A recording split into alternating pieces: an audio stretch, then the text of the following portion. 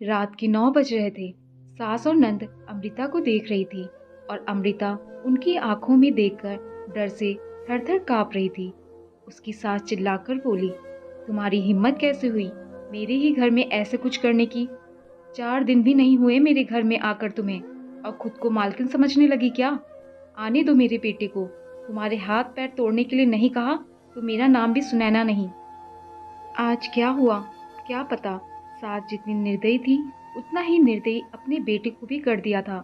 हर एक नई दुल्हन अपने पति के घर जाने के लिए राह देखती है, पर अमृता, वह तो उसके पति की राह भी कभी नहीं देखती थी, क्योंकि वह अपने पति से बहुत डरती थी।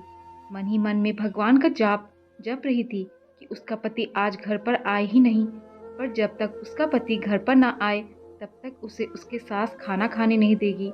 इतनी निर्दयी उसकी सास ने रसोई घर को ताला लगा रखा था। ऐसा क्या हुआ था कि सुनैना अमृता को ऐसे प्रकार का दुख दे रही थी?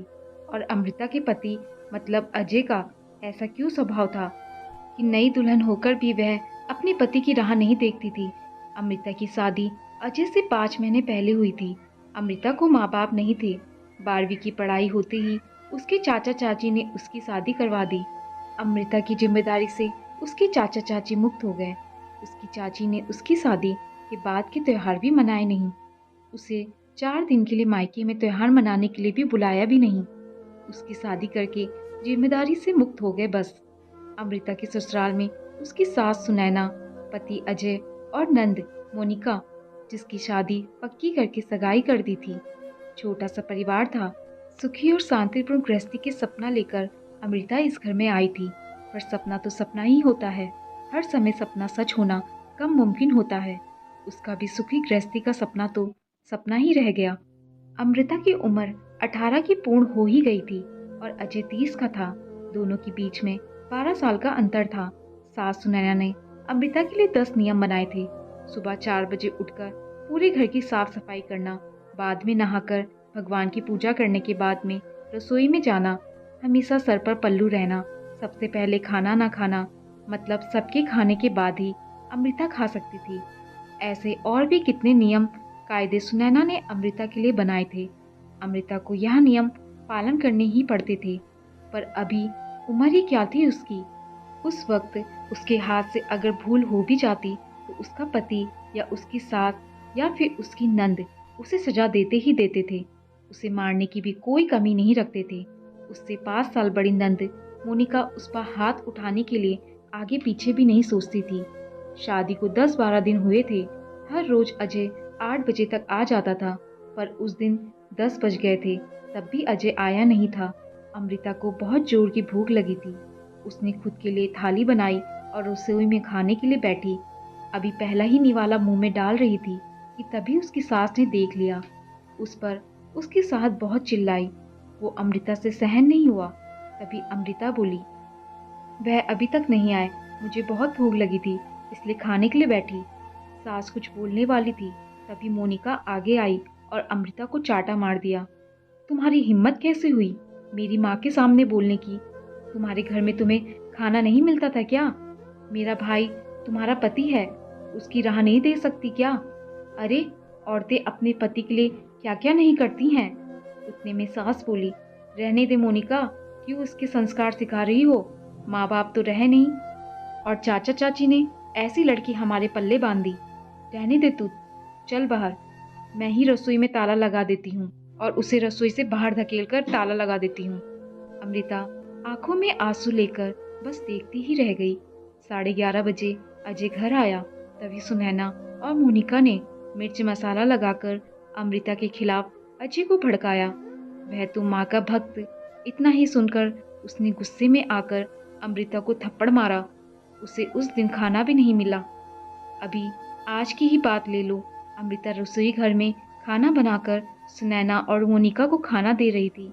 दोनों हॉल में टीवी देखते देखते खाना खा रही थी और इधर अमृता एक एक गरम गरम रोटी उनको परोस रही थी।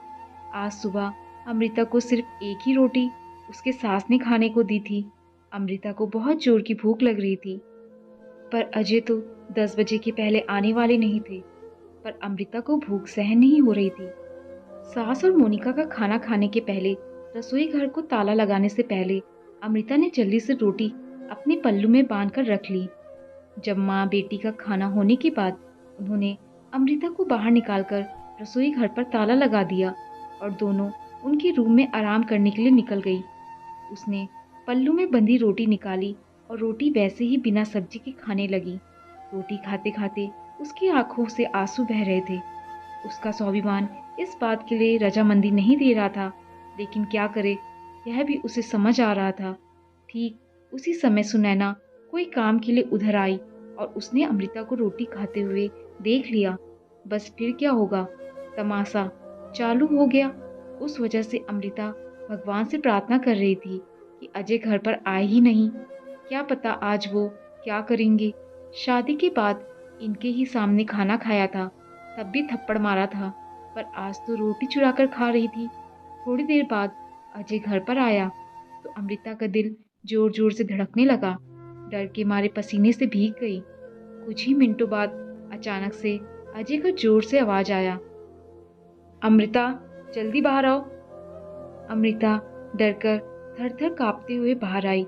देखा तो सास अभी भी शेर की तरह उसकी तरफ देखकर गुर्रा रही थी। मोनिका भी मन ही मन में मुस्कुराकर देख रही थी और अजय, उसकी आंखें खून की जैसे गुस्से से लाल हो गई थी। जैसे ही अमृता अजय के सामने आई, उसने उसके बालों को पकड़कर जोर से धकेल दिया। आ! अमृता बहुत जोर से चिल्लाई। तेरी इतनी हिम्मत हुई कि तू अपने ही घर में चोरी करती है? रुक, तुझे तो मैं अभी दिखाता हूँ।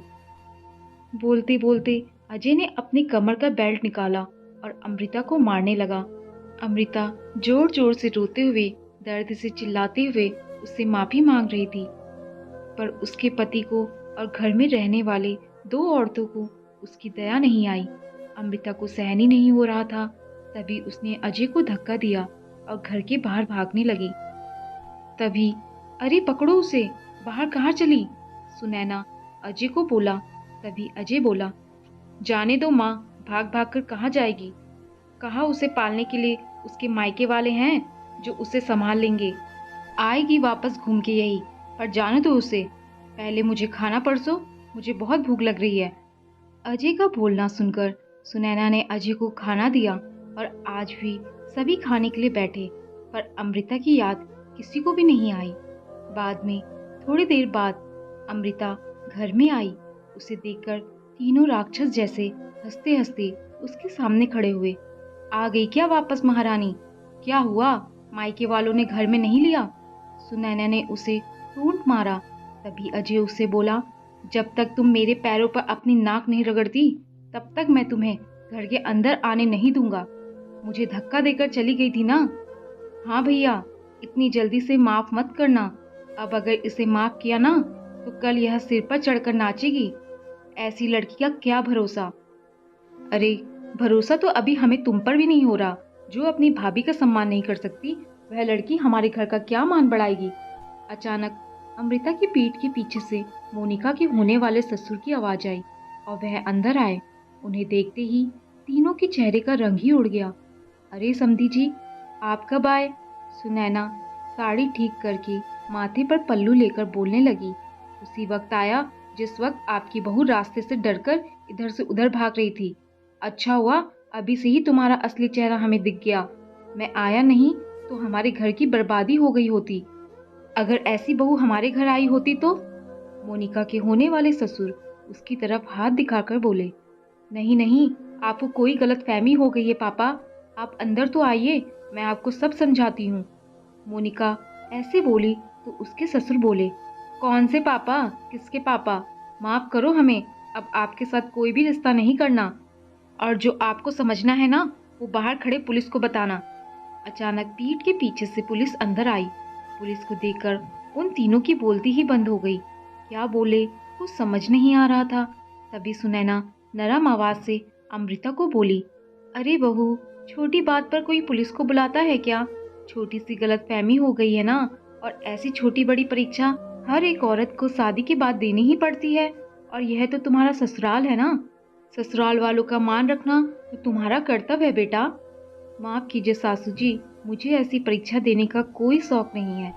मैंने शादी थप्पड़ खाने के लिए नहीं की थी, और यह ऐसा कैसा ससुराल जहाँ मुझे रोटी भी चुरा कर खानी पड़ती थी। आपने मुझे कमज़ोर समझा था क्या? मेरा मायका नहीं है, पर मैं कमज़ोर नहीं हूँ। अभी यही संस्कार अपने बच्चों को जेल में देना। अंतिम में पुलिस ने उन तीनों को पकड़कर जेल के अंदर डाला। मोनिका के ससुराल वालों ने शादी तोड़ दी और अमृता को एक स्वयं सेवक संस्था ने आगे जाने का मार्ग दिखाया। अमृता संस्था के साथ में काम करके लोगों के घर में होने वाले घरेलू हिंसा के बारे में जागरूकता फैलाने लगी। उसने अभी सही मायने में जिंदगी की नई शुरुआत की। दोस्तों, आपको ये कहानी अच्छी लगी हो तो इसे लाइक, शेयर और कमेंट जरूर करें और चैनल पर नए आए हैं तो चैनल को सब्सक्राइब करना ना भूलें। धन्यवाद।